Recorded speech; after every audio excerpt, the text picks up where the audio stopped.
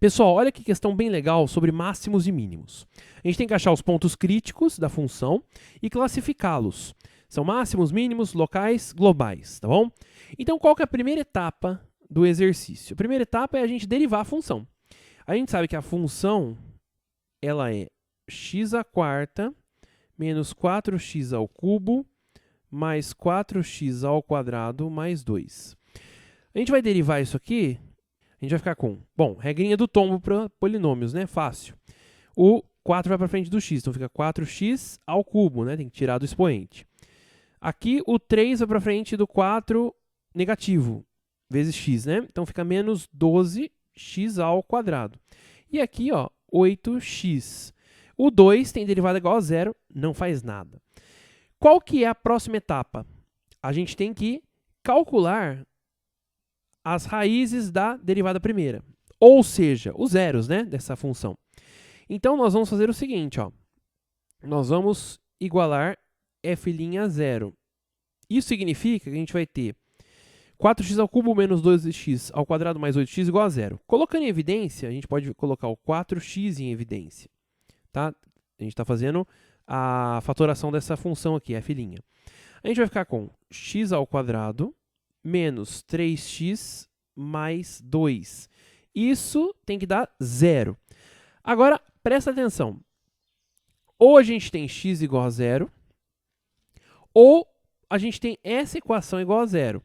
Uma equação do segundo grau. Vamos pensar um pouquinho? Fazer um rascunho aqui para resolver a equação do segundo grau. Então, x igual a 3 mais ou menos 9 menos 8.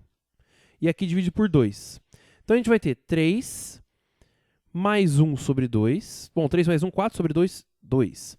Ou 3 menos 1 sobre 2, 2 sobre 2, 1.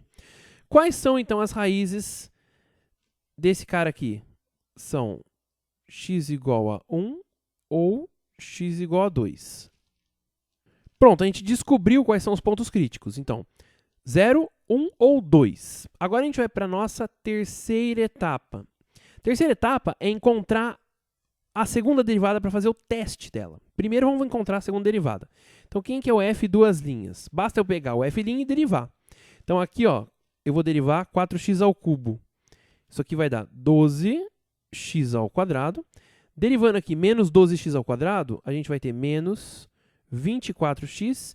E derivando 8x, a gente vai ter 8.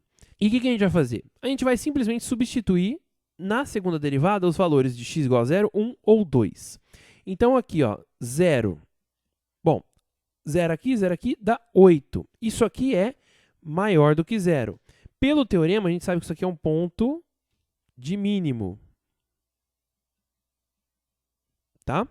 No mínimo, esse ponto de mínimo é local. A gente não sabe ainda se ele é local ou global, mas no mínimo ele é local. A gente vai descobrir com um pouco mais de ferramenta na próxima etapa. Agora a gente vai fazer o teste da segunda derivada para o número 1. Bom, isso aqui dá 12 menos 24, que é menos 12, mais 8 dá menos 4. Isso aqui é menor do que zero. Pelo teorema, isso aqui é pelo menos um ponto de máximo local. E a gente tem também o f duas linhas do 2, tá? Bom, isso aqui dá 48, menos 48 dá 0 mais 8, 8, que continua sendo maior que zero. Portanto, no mínimo, é um ponto de mínimo local, tá bom? Beleza, descobri quem são os pontos de mínimo e quem é o ponto de máximo. Agora, nós precisamos aplicar um pouco mais de ferramenta aqui para descobrir se ele é global ou local. Em primeiro lugar, eu vou observar o seguinte, que o máximo ele é local e não global. Por quê? Se eu pegar, por exemplo, o limite da função indo a mais infinito, como que a gente calcula esse limite, né? A gente põe em evidência o x². Então, a gente vai ficar com x².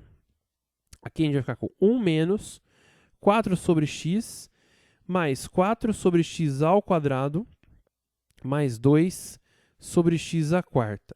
Aí você vai aplicar as regrinhas, né? A gente sabe que aqui vai dar 1, esse limite todo, porque ele existe, etc, etc. E aí aqui vai dar mais infinito. Portanto, o nosso limite ele é mais infinito. Se ele é mais infinito, é óbvio que ele não pode ter um ponto de máximo global, certo? Só pode ter um máximo local. Então, esse ponto de máximo, ele é local. Agora, para a gente encerrar, a gente vai observar o seguinte. Qual que é o limite da mesma função, mas no caso em que o x vai para menos infinito?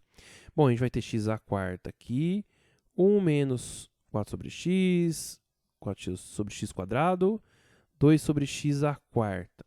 Bom, o que vai acontecer aqui? Aqui a gente já sabe que é 1, né? Porque esses caras todos vão para 0. E esse aqui continua sendo mais infinito. Portanto, isso aqui é mais infinito. Bom, isso significa que os pontos de mínimo locais, eles são globais. Por quê? Por dois motivos.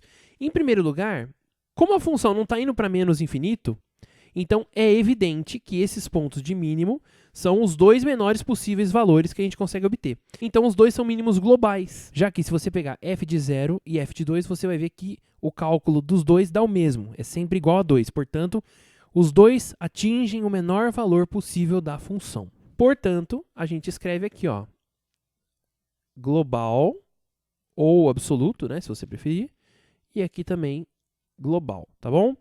É uma forma de você deduzir que esses pontos são globais e não locais, e no caso do máximo que ele é local e não global, beleza? Gostou dessa aula? Então deixa o seu like aí, não se esquece de fazer a sua inscrição aqui no nosso canal, porque tem muito conteúdo aqui. Bons estudos!